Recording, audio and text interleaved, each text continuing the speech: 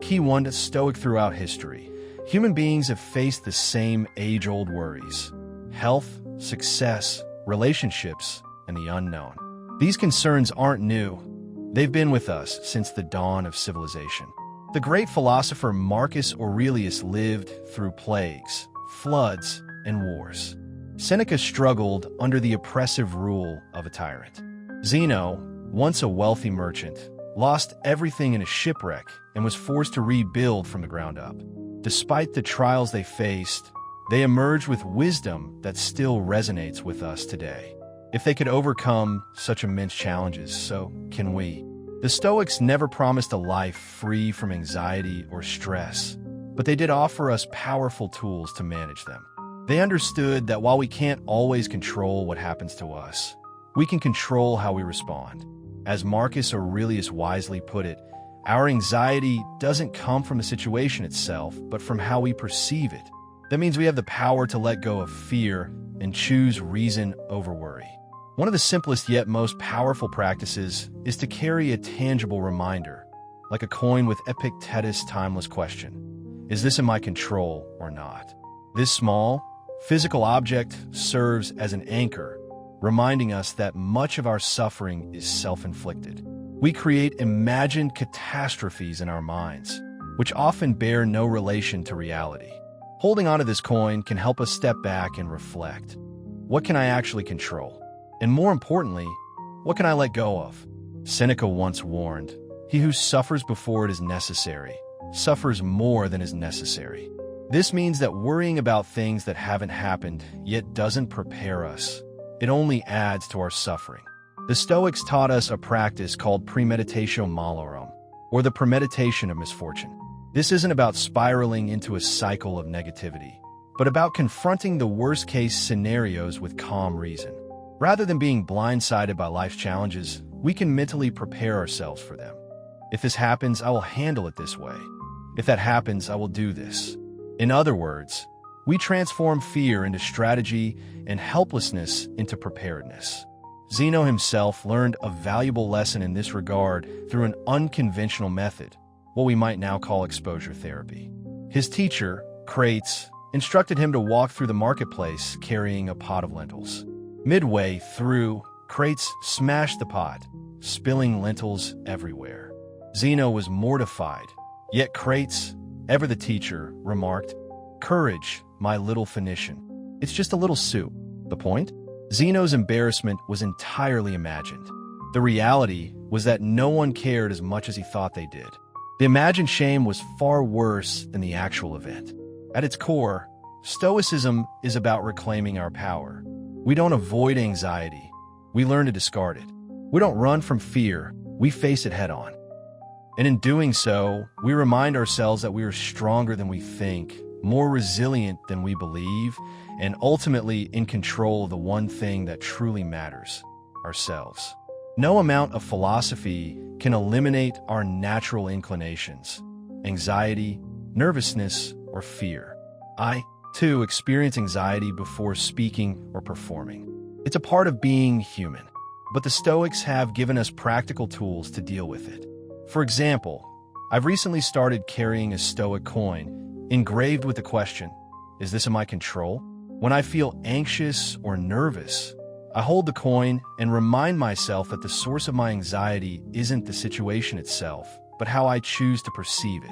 This small act has become a powerful tool in my own life for managing stress and uncertainty. Seneca's advice on premeditatio malorum gives us another powerful tool for anxiety. He tells us to imagine the worst-case scenarios, but not to wallow in them. We don't do this to make ourselves more fearful. We do it to be prepared. It's about taking the unknown and making it known. What if this happens? Well, I do. By considering potential obstacles, we gain the power to respond, instead of being paralyzed by fear. This turns anxiety into action. As Seneca said, it's not about worrying before something happens. It's about facing challenges with readiness and resilience. Zeno's experience with the pot of lentils is a brilliant metaphor for how we face fear. Most of the time, our fears are exaggerated. We worry about what others think, about making mistakes, about not being good enough.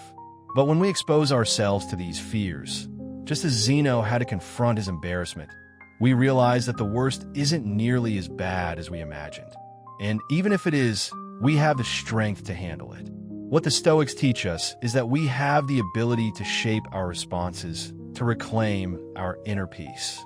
Anxiety doesn't control us. We control how we respond to it. By embracing this wisdom, we transform our fears into stepping stones, our anxieties into opportunities for growth.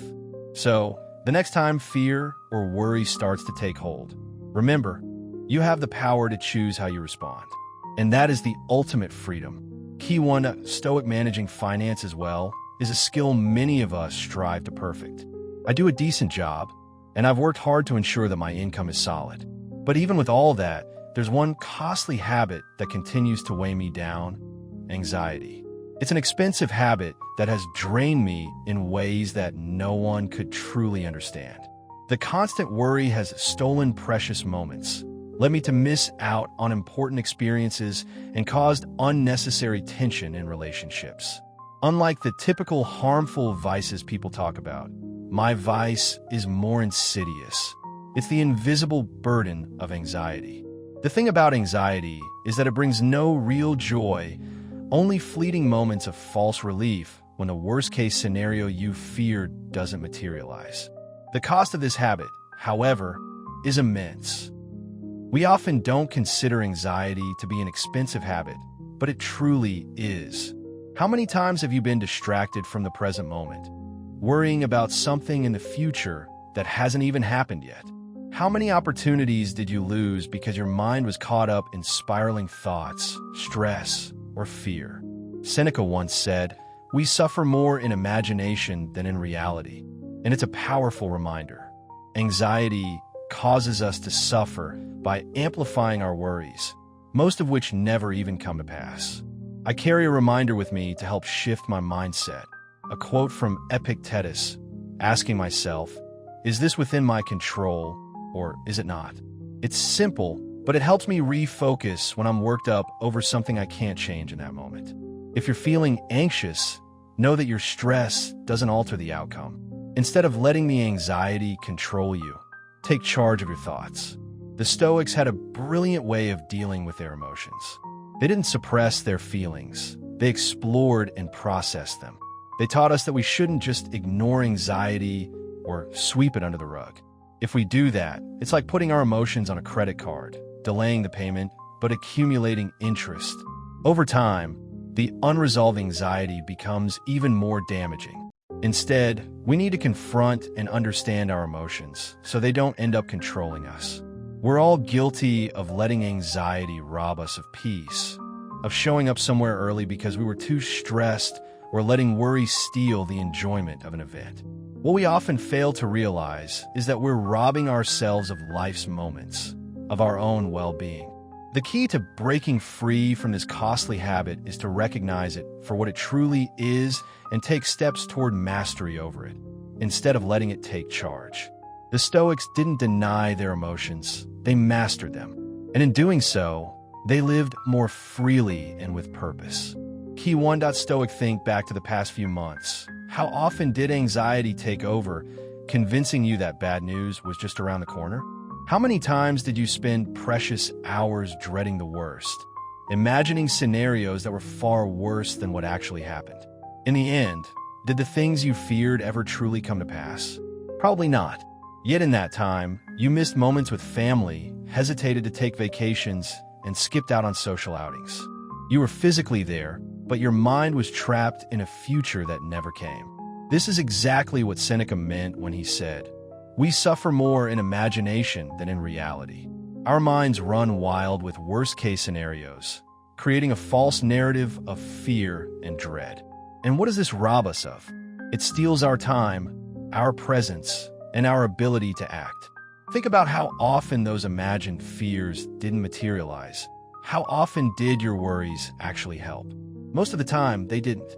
Anxiety, while it might feel real, is rarely an accurate predictor of the future. Seneca also warned that he who suffers before it is necessary suffers more than is necessary.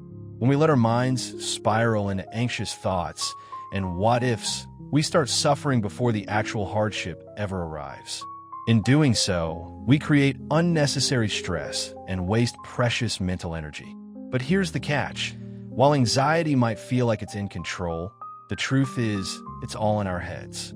It's easy to forget that, though, when we're caught in the grip of anxiety, convinced that the worst is imminent. The Stoics, especially Epictetus, constantly reminded themselves, "Is this in my control?" So much of our worry is tied to things that we simply cannot change. The energy we waste worrying doesn't alter the outcome. It just drains us. The next time anxiety starts to take over, ask yourself, how does this fear prevent me from living with courage, wisdom, and integrity? In other words, those fears and worries can't stop you from acting with virtue. In fact, they give you the chance to practice those very virtues.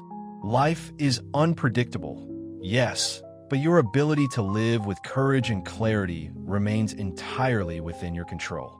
Imagine how much energy you're expending on crafting elaborate stories in your mind, creating scenarios that haven't even happened, imagining what others think of you, or anticipating problems that may never arise. This is an unhealthy use of your creative power. Rather than using your mind to build yourself up or find solutions, you're using it to trap yourself and worry. The Stoics would say, what a waste. You've got this incredible tool, your mind, yet you're using it to imagine disaster instead of using it to solve problems, move forward, and take action. Marcus Aurelius, in his writings, urged, "Fight to be the person philosophy wants you to be." The Stoics knew that life's challenges would come, but the real question was, how are you going to respond? Stoicism isn't about avoiding difficulty. It's about becoming the kind of person who can face adversity with strength, resilience, and virtue. But here's the important question. Are you fighting for that version of yourself? Are you actively striving to become that resilient, wise, and steady person? Or are you letting fear and anxiety hold you back? For over 2,000 years, Stoics like Marcus Aurelius have faced the same challenges we deal with today. Life is unpredictable. Much of it is beyond our control. And yes, anxiety is a constant companion. Even Marcus himself wrote that he had a good day when he escaped anxiety, but then he realized that he didn't escape it. He discarded it. Anxiety, he saw, is not something external. It's something we carry within ourselves. And that's the key, learning how to deal with it so it doesn't rule our lives. I remind myself daily, this moment is enough. I don't need to be somewhere else or be someone else. I'm enough right here, right now. And that's where true happiness lies. Not in chasing some distant future, but in being fully present with who you are at this moment. To the Stoics, that's what true peace is, accepting life as it is, without the constant need for more, for change, for becoming someone different.